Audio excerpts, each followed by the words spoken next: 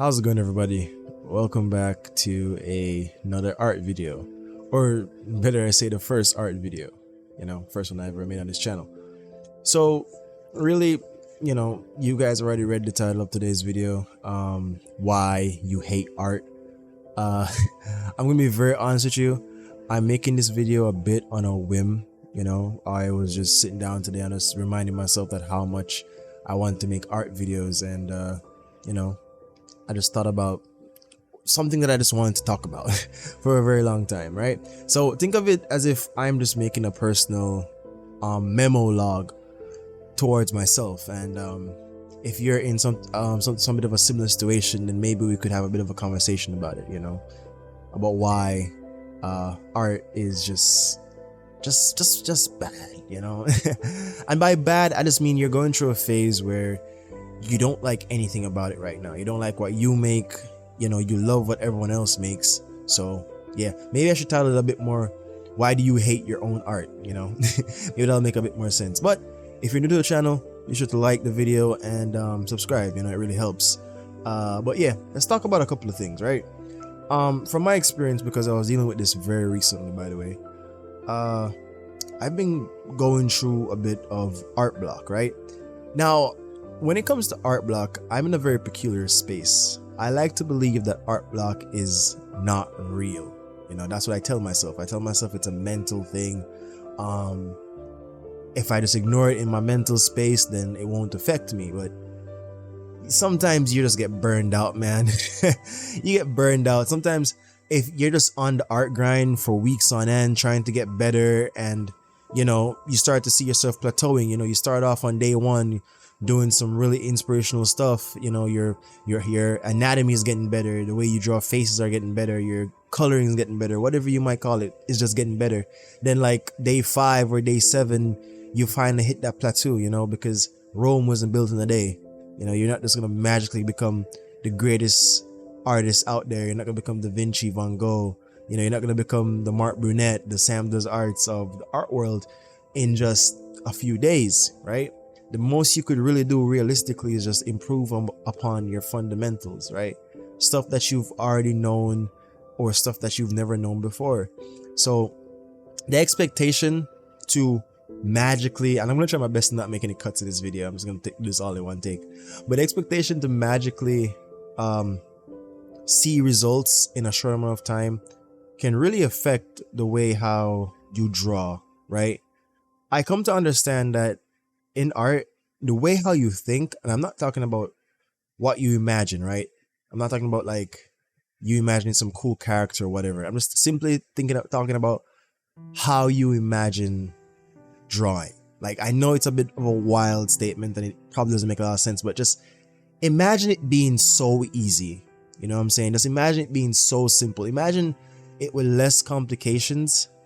And throughout my experience, imagining that way just helps me to create better.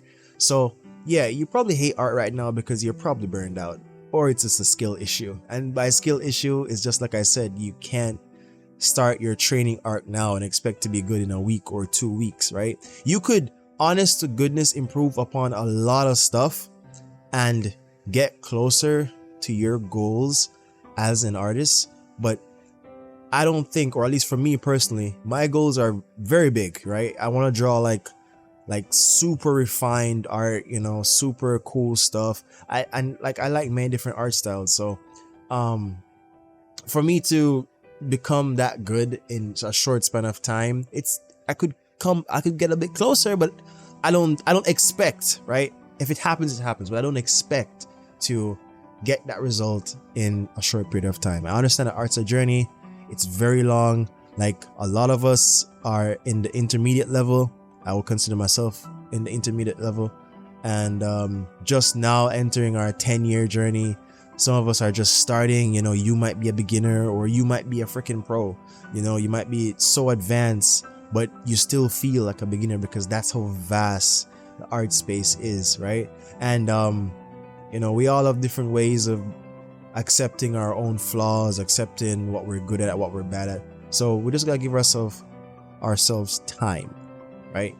Just gotta give ourselves time and room to improve and take breaks, right? Nowadays, it's being pushed more than ever for people to draw faster. Don't get me wrong, drawing fast is wonderful, especially if you're a social media artist like myself. You know, when the latest anime drops or the latest trending thing on Twitter or Instagram or TikTok comes out, the faster you draw, the better it is for you to get on the algorithm, to get, you know, followers, likes and stuff like that, etc. But throughout my experience, it's been the most painstaking thing that I could ever do. I just feel as if I'm not doing anything for my own sake, right? It doesn't feel genuine to me. Like sometimes I genuinely want to draw something that I really do care about, and other times I'm drawing it simply because it will be more likely to get likes or be more likely to go trending. And most of the times those things are things that, you know, you probably don't want to draw, but you gotta draw them anyways because that's what the people love, you know? So if you're a social media artist, the expectation to draw fast and draw good while drawing fast is there by yourself and by, you know, a lot of people. But take breaks, man. Understand that it's something that you just need. You know, you need to replenish, you need to do something outside of the entire art scene to just get yourself back up and running, back up to 100%, you know what I'm saying?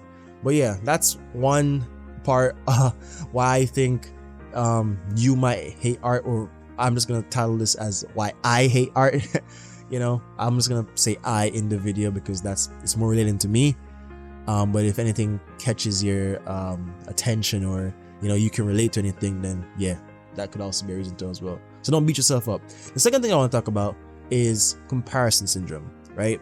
And all these things deserve their own separate video, but I'm trying to compile all of them in one because, you know, I just felt like recording a video tonight. I don't even know what I'm going to be using as background stuff for you guys, but hopefully I get some more stuff running in the background, you know, so it would be a bit more entertaining to watch. Anyways, comparison syndrome, right?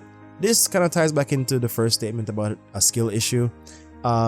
When you get inspired by someone, or your favorite artist might draw a certain type of way, and you cannot attain that level of art skill or craftsmanship that they have, you tend to compare yourself, or I tend to compare myself to others and be like, man, I suck. I am just a big pile of horse poop, you know, and that's not good, right? You don't want, art is such a mental endeavor. You do not want to compromise your mental space in any way, shape, or form. You want to keep your mental as good as possible, because the moment you let the intruders in, the moment you let those thoughts into your baby brain, you know, it's going to cause a huge problem in the long run, right? You're going to find yourself drawing in a very poor, subpar way in comparison to what you've been drawing before, right? That's why I said earlier in the early part of the video that the way how we think is very, very important, right? Nowadays, I try to think of myself, I try to like break down the process, right?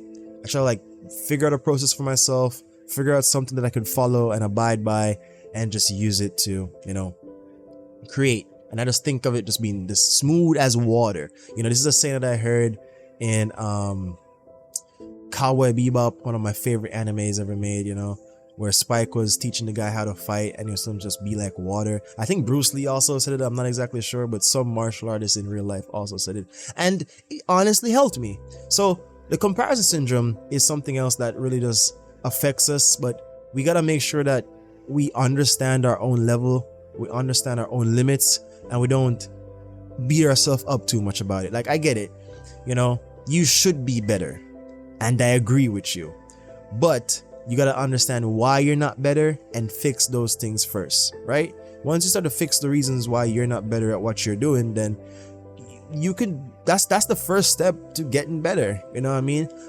In my case, if I could give you one example of why I'm not better, is I don't practice my fundamentals enough, right? Which I'm definitely going to be doing, and I'm definitely going to be making videos about that. And I have a bit of imposter syndrome, but that's for a complete different video, so I won't dive too deep into it. But for those of you who understand what that means, and those of you who understand what that means in the art space, then yeah, you could know that's a long topic. But anyways, comparison syndrome, tough thing. The person that you're comparing yourself to more likely spent a lot of time working on their art, a lot of time working on their style, and a lot of time working on their fundamentals, right? At the same time, they probably don't do any of those things. Because don't get me wrong, I know a couple people on Twitter, or I follow, or at least seen a couple accounts on Twitter that aren't really fundamentally sound, but they have a style that people really do like, and it's not exactly easy to replicate unless you think like them. So at times people will see that style, see how quickly they draw, see how often they draw and post, and just go and figure as much that, hey, they can do the exact same thing too as well. But maybe what you aim to do and the things that you get wrong when you're comparing yourself to the other artists, maybe that's just you. That's just your creative path. That's just how you choose to do it, right? So if you're gonna reference from someone or be inspired by someone, don't beat yourself up too much when your art doesn't meet the expectation of what the other person you're referencing is, doing. You know what I'm saying? A lot more things can incorporate. This is a very long tape, by the way. I'm like in my 11 minutes. Wow, I definitely gonna need some clips for the background. But the next interesting take I could put is just overall job security, right? So you do art for a living like myself, and you need to get paid. You need commissions, you need a means of making money so that you can draw without, having to worry about finances that much, right? Because if, for me, I don't work any other job. I do this solely. It wasn't a choice necessarily to do this full time. It's just that there really weren't many other options, because I tried so many times to get like a job IRL, but it just never worked out. So I'm just assuming God just led me to, do some art. You know what I'm saying? I'm trying to do the right thing and just make the best art I could possibly make. And I try to like make stuff that I actually want to make while still trying to give you, the people, what you guys want to see. So, hopefully I'm doing a decent job at that. And yeah, but anyways, if you're like me and you do this for, as a full-time job, a full-time career, you're gonna have moments where you're just not making ends meet, right? And that also can add to the mental strain. I wonder if you notice a pattern here. Like, all of this ties right back into mental health, right? The way how you think really affects the way how you draw, right? And needing money and not getting enough of it, especially being an artist, can really affect you. Trust me, it took a toll on me back in the past, and it still kind of does every now and then. IRL, like, well, not IRL, but obviously IRL, but like it still takes a toll now in this present time, right? And the best thing I could possibly say about that is just keep pushing, right? I started this YouTube channel simply because I always wanted to be a YouTuber, because since I was a kid, because you guys can tell I have like videos from years ago. And I used to play Minecraft and stuff back in the day, and I was wanted to be a gaming YouTuber. That never really worked out the way that I wanted to work out, but that's completely fine. So now that I've found art, and I've been trying to lean more into my passions, because I never really started art for the passion, but that, again, that's a different video for a different time. But I'm trying to lean more into my passions, lean more into stuff that I like, and hopefully someday in the future, I pray to God that I could hopefully make a living off of it. Stream art, show some cool projects and stuff like that, make cool videos, try to help you guys out. Anybody that needs my help, of course, with cool videos, and show you guys how I do my thing and try to break stuff down. I'm not a teacher by any means, but in any way, shape, or form that I see that I could help you, then I'll try my best to do so. That's just how I see it, right? But yeah, that's pretty much it. If you're an artist that has issues with your art, and you hate drawing, or you hate art in general, just check your mental health, bro. Like, make sure like your environment's good, you know what I'm saying? Your mental health's good, because how I go about doing things, my environment is not great. Right? 'Cause if it was great, I'll be making a whole lot more videos a long time ago. But I'm not gonna deep dive into that. But make sure your environment's good. Make sure you respect the craft, respect the game, respect art, and it will respect you. Don't wake up thinking that you're gonna be an art god in 2 days or 2 weeks. That's just not how it works. You can make drastic and amazing improvement in 2 weeks or a month or whatever time you want to take it, but you're not gonna become the best of the best or the most incredible artist overnight, unless you're just naturally gifted, which is a possibility. But yeah, speaking of that, I recommend an anime to you guys if you guys never watched it before. It's called, what is it called again?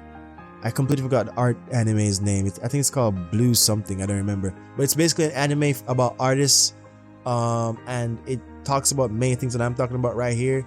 And if you're an artist that struggle with any form of art problems, comparison syndrome, imposter syndrome, the first inspiration, and the many failures, and watching this anime, it's called Blue Note, I think, I don't remember. Watching this anime could give you a peace of mind.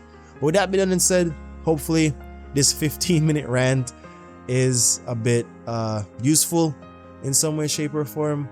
And yeah, thank you guys so much for watching. Be sure to once again like and subscribe, and check out the Patreon, links down below. It really does help the channel, you know. Just $1, you know, $1 can help go really far away. And yeah, that's about it. Follow me on Twitter, Instagram, links down below. Comment down below, you know, what you thought, what you struggle with art. Let's have a conversation, you know. Thank you guys again so much for watching, and I'll catch you guys in the next one. Peace.